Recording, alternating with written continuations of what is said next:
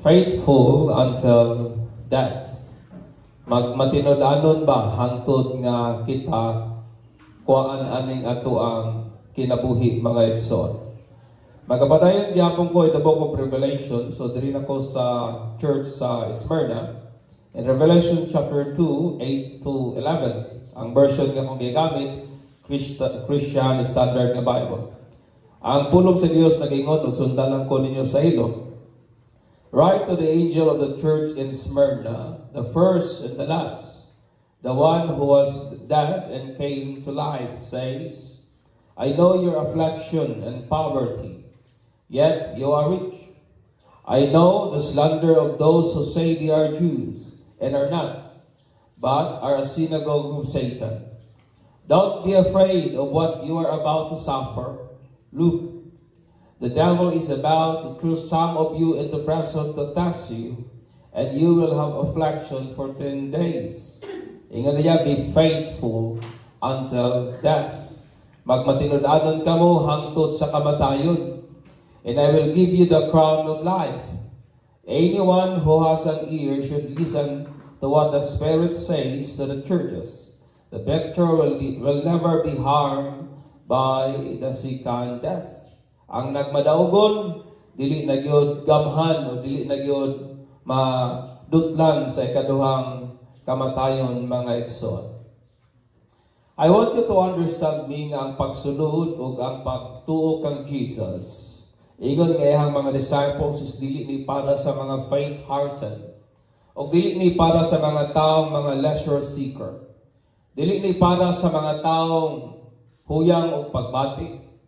Dili ni sa mga tao ang ipangita lamang lingaw-lingaw, kundi para yun ni sa mga taong committed mga igsoon.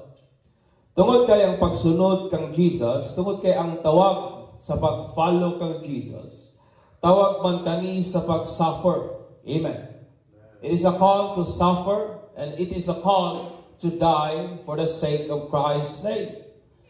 Ang pagpangalagad kang Ginoong Jesus, tawag kini nga may bahin nga mga pagantos o tawag kini nga ikaw ug ako are willing to die. Ato bang pakamatyan ang ato ang pagtuo diha kang Kristo Jesus. Ingon si Pablo in ingon si Pedro in 1 Peter 4, ingon niya, if you are insulted because of the name of Christ, you are blessed, for the Spirit of glory of God rests in you. If you suffer, should not be as murderer or a thief or any other kind of criminals or even as meddlers. However, if you suffer as Christian, do not be ashamed, but praise God that you bear that name. Amen.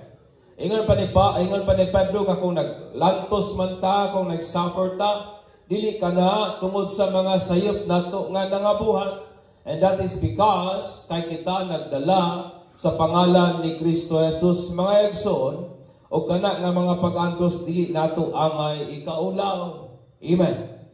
It is a suffering that we should proud of tungod kay nagsuffer ta in the name of Christ. Si Jesus usab nag-ingon nga kita nga iya ni Kristo dili na kita iya sa kalibutan, and the reason why the world hate us. Ingon niya in John 15, 18 to 19. If the world hates you, keep in mind that it hates me first. Amen. Nga kung ang kalibutan daw kuno naglagot nato, dapat natong hinumduman nga kani unang naglagot nga na kang Jesus. If you belong to the world, it would love you as its own, as it is. You do not belong to the world, but I have chosen you out of the world. That's why the world hates you. Amen. Ikaw ug ako gipili kita na Jesus gikan sa kalibutan, o ang kalibutan dili na mo na nag-iya nato, and that is the very reason nganong nganing kalibutan it hates us. It detests us. Mao ni ang ingon ni Jesus nga kining kalibutan may kasuko, may paglagot nga ri kanato, may kalagot nga ri kanato mga igsoon. Kabalo si Jesus nga very challenging ang pagsunod kaniya Mo na nga gisugo niya kita ngayang mga tagasunod to be faithful until death. Amen. Wala ta gisugo sa Ginoo nga magpatinud-anon ta sa dihang hayahayang dagan sa kinabuhi. Wala ta gitawag sa Ginoo nga magmatinud-anon hangtod ahala man nato kaya. But ikaw ug ako are commanded by God to be faithful until death. Amen. Ingnan na imong tapad, magmatinud-anon hangtod mamatay. Amen. Hangtod nga ikaw ug ako moatubang sa Ginoo mga igsoon. O kining word nga pagkamatinud-anon, objectively it means kana bitawng kasaligan ba, trustworthy. Og naghulagway kani sa tao nga ihabang gitipigan ang iyang pagtuo, ihabang gihuptan ang iyang pagtuo kung kinsa si Jesus og unsa si Jesus, taliwala sa malisod og halisod nga kahimtang sitwasyon o kondisyon sa kinabuhi mga igsoon. Nga iyabang gihuptan, nagpabilin gihapon siya sa iyang pagsalig, nagpabilin gihapon siya sa iyang pagtuo, nagpabilin gihapon siya sa iyang pag-ila, sa iyang confession kung kinsa si Jesus, taliwala sa labing lisura nga mga kahimtang sitwasyon sa kinabuhi mga igsoon. That is the word faithful. You keep your faith kung kinsa si Jesus amidst sa mga beleaguered nga situation, my friend. Ang Smyrna, nga mao na karon ang Izmir, mao kanang ikatulong pinakadako nga syudad sa Turkey as a present nga time nato karon. But usa kana ka syudad ginamhan o usa ka syudad ilalom sa pagdumala sa Roma ug sentro kana sa pagan nga worship during their days. Center of pagan nga worship mga igsoon. Ang word nga Smyrna, ang iyang kaulugan, it means sweet smelling. Kana bitang humot sa tanang ilong. Nindot nga imuhang pagasimhuton mga igsoon, o synonymous kana siya sa word nga myrrh, katong mera. O ang myrrh, ginagamit kini para sa insenso o sa mga perfume. Ginagamit sa kanang pagpaaso sa temple sa Ginoo, o ginagamit usab kana nila sa paggama og mga pagpahumot, og maupod kani ang butanga gigasa sa mga magay ngadto kang Jesus atong natawo sa aning kalibutan na mga igsoon. So sa paghimo perfume gikan sa kahoy nga myrrh, kinahanglan nga ihang bark ang ihang panit, kinahanglan nga imong dugbukon, pitpiton, kinahanglan nga imong iduot, i-grind, kinahanglan nga imo habang kanang hapak-hapakon og pag-ayo, ug usa kani ka sibo nga metaphor sa unsay ka kahitabo sa Church sa Smyrna nganing panahon na nag-atubang igsuon o grabe nga persecution gikan sa kamot sa Roman authorities. Amen. That's why gitawag sila Smyrna, because at this time nagsuffer sila o nagatubang sila o grabe nga persecution gikan sa kamot sa Roman nga authorities mga igsoon. O ang mensahe ni Christ niabot kanila, o ang Smyrna mga igsoon gitawag usab kani sila the persecuted church. Mao kini sila tong iglesia nga kanang gilutos gyud pag-ayo. O kani nga mensahe ni Kristo ngadto sa church sa Smyrna, it covers. Naglambigit siya sa panahon when the church went through the worst and deadliest persecution under the successive Roman Emperor Diocletian mga igsoon. Niabot kining sulat pagdasig sa Ginoo ngadto nila sa panahon nga ni Smyrna niagi sa pinaka worst, pinaka grabe o kanang daghang kamatay nga mga paglutos mga igsoon ilalom sa Roman Emperor nga si Diocletian, my friends. O ganto sa mga Kristohanon, kini nga era mo ning gitawag natog the Great Persecution. Kung nagatuon ta sa church nga history, kini nga time o kini nga period sa church Mo ning gitawag og the great persecution or the age of martyrs. Mao kana siya. Mao kinitong grabing mga paglutos o panahon nga daghang nagakamatay para sa ngalan ni Kristo Jesus, mga igsoon. O kini nga persecution is known as the Diocletianic persecution. Gipahinungod sa pangalan sa emperor nga mao si Diocletian, my friend. O kini nga persecution nagsugod siya atong AD 303.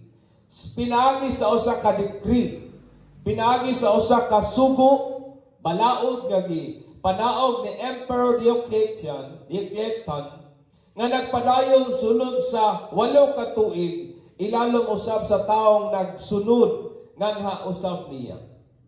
Og mao kini ang decree matud pa ni Eusebius kausa ka historian. Ingon niya, it was the 9th year of Diocletian's reign, AD 303, month of Destros called March, by the Romans, and the festival of the Savior's Passion was approaching, when an imperial decree was published everywhere, ordering the church to be razed to the ground. Mao kini ang decree nga tanan nga mga simbahan paphaon yun sa naong sa kalibutan. That is the decree, my friend. And then, ingon pagit niya, and the scripture destroyed by fire. Nga ang tanang mga basahon, pagasunugon para wala na'y patyon yun nila ang belief sa mga Kristiyano at this time. And giving notice that those in places of honor would lose their places and the domestic staff if they continue to profess Christianity. O sa ingon dito sa decree, nga katong na sa mga posisyon, mayor man ka, taas man imong posisyon, tangtangon ka, kung magpadayon ka sa imuhang pagtuo sa kang Kristo. Mao na ang decree nga gipanaog ni Diocletian, my friend. Ingon pa siya, would be deprived of their liberty. Such was the first edict against us. Soon afterward, their decree arrived in a rapid succession, ordering that the president of the churches in every place should all be first committed to prison, then coerced by every possible means into offering sacrifices. So kato mga leaders sa simbahan, ang ilang gibuhat mga igsoon, moto ilang una gipang priso, kung dili manugyan sa pagsimba sa emperor at the time, nga pinagi silang pag-worship sa emperor, mo-offer sila og incense. Mo-offer silang insenso ngadto sa emperor, my friend. Ingana kalisod ang kahimtang sa mga Kristiyano sa panahon sa persecution, ilalom kang Diocletian, my friend. Ang mga Kristohanon aning panahon na were mercilessly targeted for the following reason. Mao na ang reason nganong gina-persecute sila. Una, their objection to emperor worship. Mao na ang usa ka reason. Ang Smyrna po was the center of emperor worship, and their constituent pledged their loyalty ngadto sa emperor by offering incense and calling the emperor Lord. Kung ilalom ka sa pagdumala sa Roma nga empero, imong ipakita ang imuhang loyalty, imong ipakita ang imong fealty, imong ipakita ang imong fidelity, imong ipakita ba nga loyal ka, matinud-anon ka, nga di gyud ka muluib sa maong governments. Pinaagi mga igsoon sa pag-offer og insinso o pagtawag sa emperor nga Lord. Nasabayan pa ba ko ninyo? Kaya kung dili na nimo buhaton, then you are subject to imprisonment, my friend. Sa diyang si Polycarp, ang bishop sa Smyrna aning panahon na, gipugos siya nga mo-offer og incense ngadto sa emperor as a sign of loyalty and fidelity ni-refuse si Polycarp. Ingon ni Polycarp, dili ko. So tungod kay ni-refuse man siya, ang gibuhat sa iya sa emperor mga igsoon, gisintensyahan siya og kamatayon, pinaagi sa unsaman, gisunog siya nga gigapos siya sa kahoy o gisunog mga igsoon. Because Polycarp refused to call Emperor Lord. Si Polycarp gisunog because he refused. Ni-refuse si Polycarp, mga igsoon, nga tawgon si Emperor nga Lord. Gisunog siya sa stake sa Mount Tagus atong AD 68, 168 mga igsoon. Usa po sa reason is Christianity's monotheistic belief were an affront to Romans pantheon deities. Kaya ang Romano nagtugdaghan ng mga Diyos. Pero ang Kristyanismo nagtula mag-usa ka Diyos. So, huna-huna nila nga kining belief sa Kristohanon, mura ba og supak, batok pa sa ilahang gituuhan. And then, sa pikas pot nga bahin, Christianity was considered to be a strange foreign cult that destabilized the empire. Ilang gipasaninlan ang Kristyanismo nga tinuhan, hinungdan nga nung gakagubot ang impero sa Roma at the time, nga nung na-destability sa empire. For the sake of unity, Diocletian believed all Rome citizens should share a common faith. So dili gusto si Diocletian nga lahi-lahi pagtuo, gusto niya usa lamang gyud ka pagtuo o kana nga pagtuo ang pagan nga belief. If Christianity was officially tolerated, the wrath of the Roman gods would be stirred.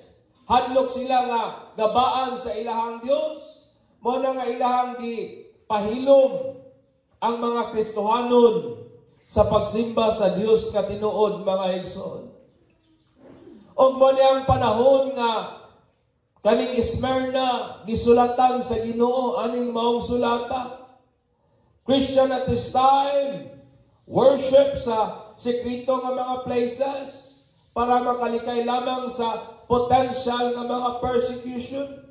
May galit ta karon kay ngatong mga pagsimba in public, pero during their days ang ilang worship magtago-tago sila.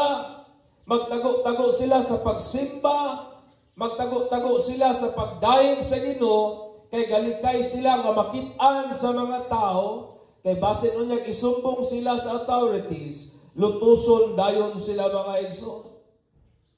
And I want you to understand nga ang number sa mga Christian aning panahona ang nangamatay during aning widespread nga persecution is unaccountable. Dili maihap, laliman ka, 8 ka tuig kapin, kana nga persecution, daghan og mga Christian anak nga gipangputlan og ulo, daghang mga Kristohanon anak nga panahon, gipang kuan og mga balay, gipang sequester ang ilang mga property, daghang mga Kristohanon anak nga mga panahon, gipang sunog nga mga buhi, daghang Kristohanon anang panahon nga gipang panitan nga buhi.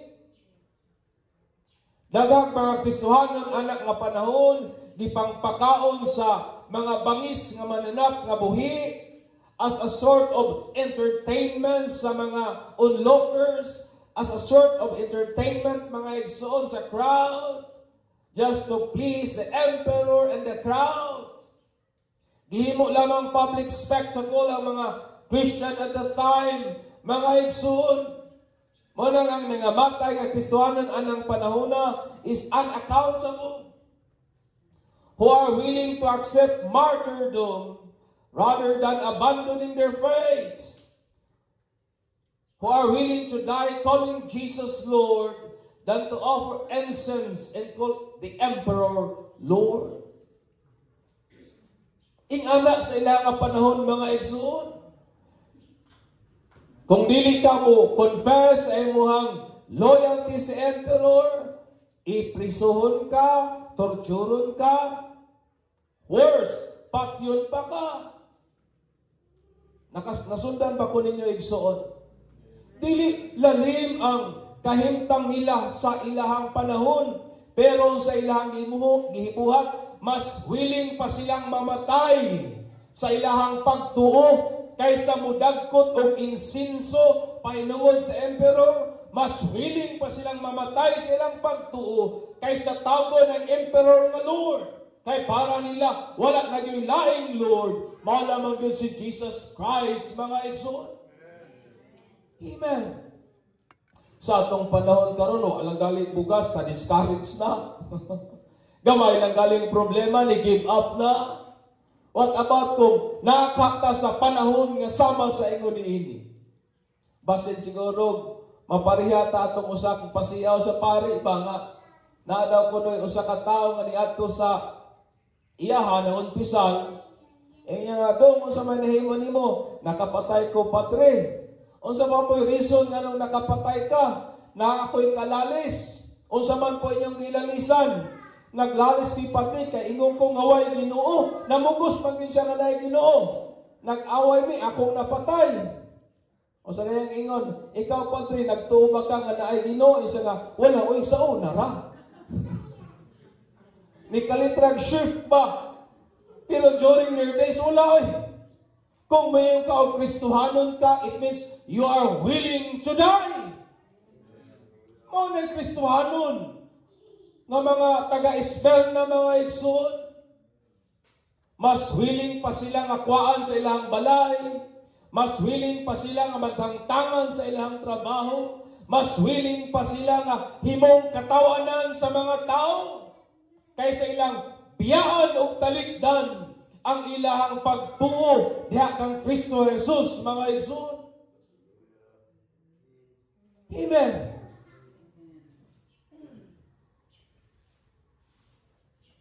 In this period of time, following and believing Jesus is literally making a death wish. Nga kung mangalagan ka Ginoo, literal nga gusto na kang mamatay. Dili lalim. Pero during these days, mo po'y grabing conversion sa Christianity na hitabo. Kahibulungan ba? Grabing lutos. Unsa ka ko magpanaog si Bongbong Marcos nga tanan nga Kristohanon. Wa na'y ayuda magpadayon baka mo pangalagad sa Ginoo.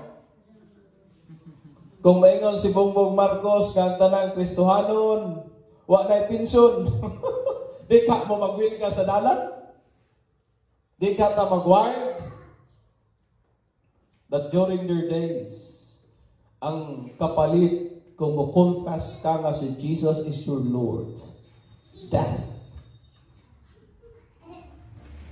Dili lalim, dili sayon. And here comes the word of Jesus amid sa ilahang beleaguered situation.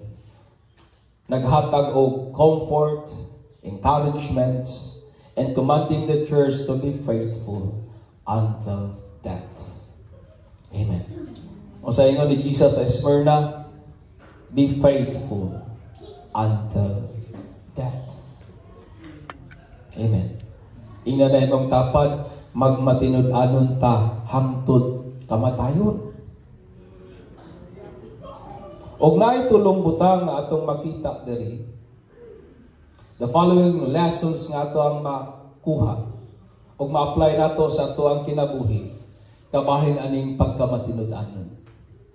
Unsa man gilang butang nga nag-push nila nganong ingana magid sila kainit sa ilahang pagkamatinud-anon sa pagpangalagad kang Kristo Jesus. Una, ang ilahang pagkamatinud-anon is rooted in one's conviction on the trustworthiness of Christ's bodily resurrection. Maraningaw si Jesus in verse 8 nga ako baya tong sa una patay pero karon buhi. In short, ingon ni Jesus, I am the one nga nabanhaw gikan sa mga patay. Kung na may butang nga nagamotivate, kung na may butang nga nagapasilaob sa kasibot sa Smyrna church to suffer under immense persecution, wala nagilayang tubag o rason niya ng tanan. This is mao kini that they are personally convicted and convinced of the trustworthiness of the historical and bodily resurrection of Jesus Christ. which is the bedrock and substance of Christian faith. Kabalo ba mo nga nung init kayo sila nga nag-atubang sa mga challenge sa kinabuhi? Kabalo ba mo nga nung init kayo sila nga nag-atubang sa mga grabing mga paglutos tungod kay sigurado sila nga si Jesus nabanhaw gikan sa mga patay, nga kung sila po mamatay nga diha kang Kristo, makasinati usab sila sa susamang pagkabanhaw, mga igsoon. They are so certain of the trustworthiness of the resurrection of Jesus Christ. Amen. Ang akong pangutana kanatong tanan karon, sigurado pa ba gyud ta sa pagkasigurado nga si Jesus nabanhaw gikan sa mga patay? Mo nay butang, mo nay foundation sa atong pagtuo. Mo kanay unod, mo kanay bedrock, mo kanay substance sa atong faith, my friend, that Jesus Christ rose from the dead. Amen. Wala nay laing unod ang atong pagtuo nga si Jesus nabanhaw gikan sa mga patay. O manay reason nganong ang mga disciples, nganong ang taga-Smyrna, they are willing to die for Christ. Manay reason nganong wa nila gibiyan ang ilang pagtuo, taliwala sa hilabihang kalisod kakahimtang, tungod kay kumbinsido sila, sigurado sila nga si Jesus nabanhaw gikan sa mga patay. Amen. Amen. Manang akong certain ta o sure ta nga si Jesus nabanhaw gikan sa mga patay. Mopod kini ang butang mo inspire, mo dasig sa atong pagkamatinud-anon nga naha kaniya. Tungod kay atong pagkamatinud-anon, it means nothing. It accounts to nothing kung si Jesus wala nabanhaw gikan sa mga patay. Amen. Amen. Faithfulness is rooted in one's conviction on the trustworthiness of Christ's bodily resurrection. Pangutana daw ko na imong tapat kung kumpinsado bagid siya nga si Jesus nabanhaw gikan sa mga patay. Mao nay reason sa itong pagkamatinud-anon. When you are so convinced, when you are so persuaded, when you are so convicted nga si Jesus nabanhaw gikan sa mga patay.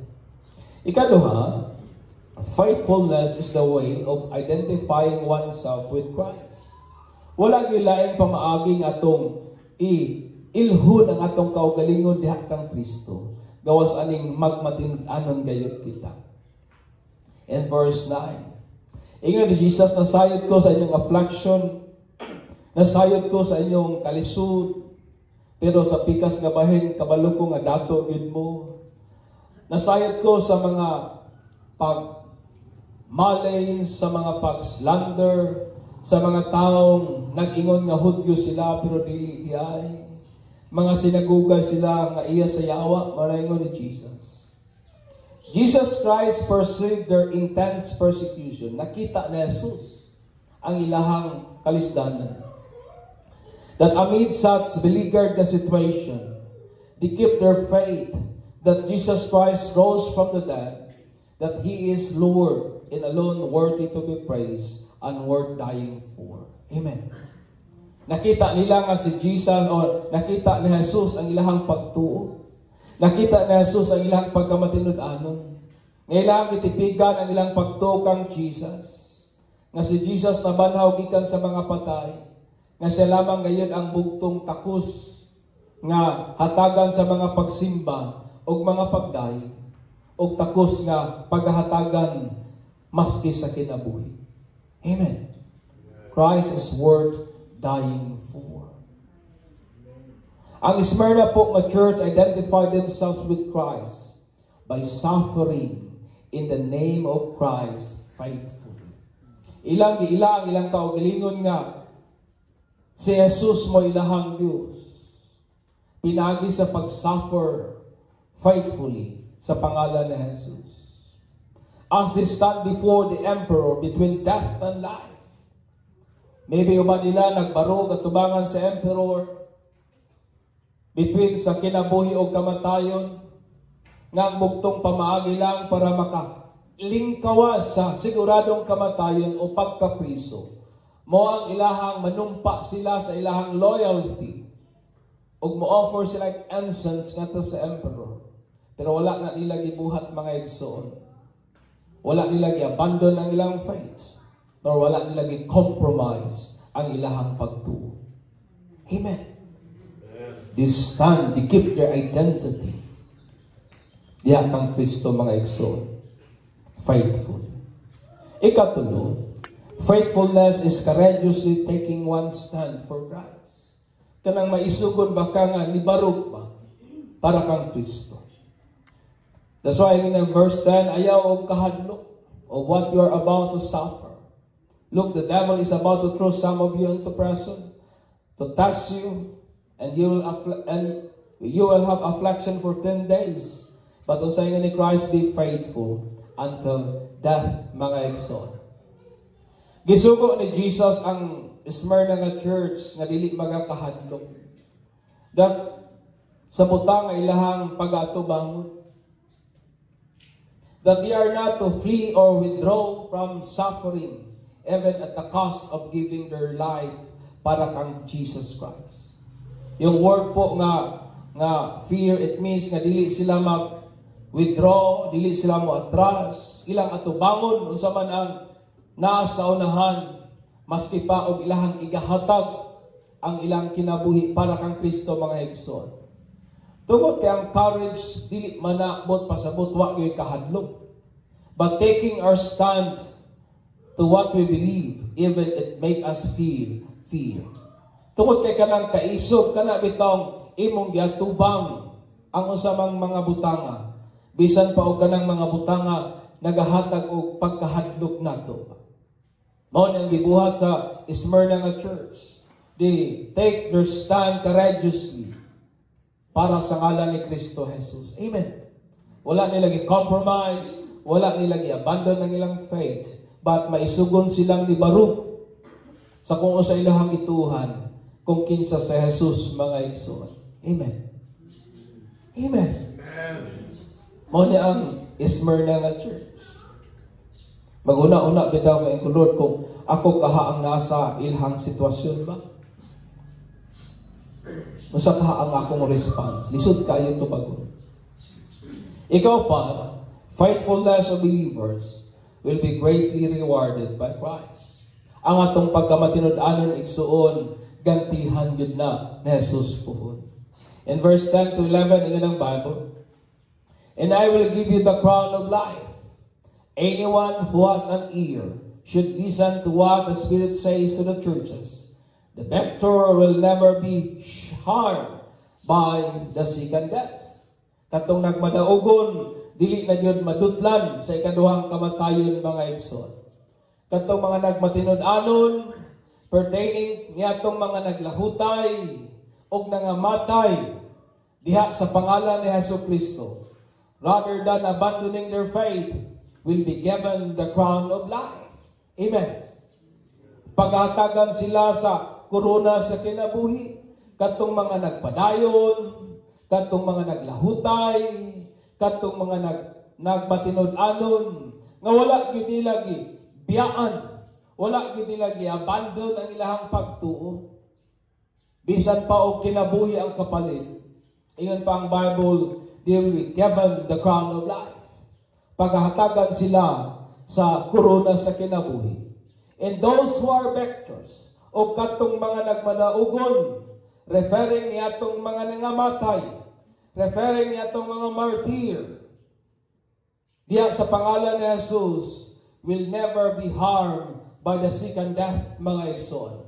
Tungod kay ang kamatayon of those who are faithful. I want you to understand.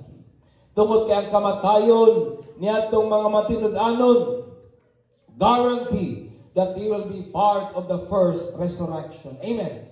Katong kamatayon sa mga nagmatinud-anon diha kang Kristo Jesus, garantiya kana nga makaapil sila sa unang pagkabanhaw mga igsoon.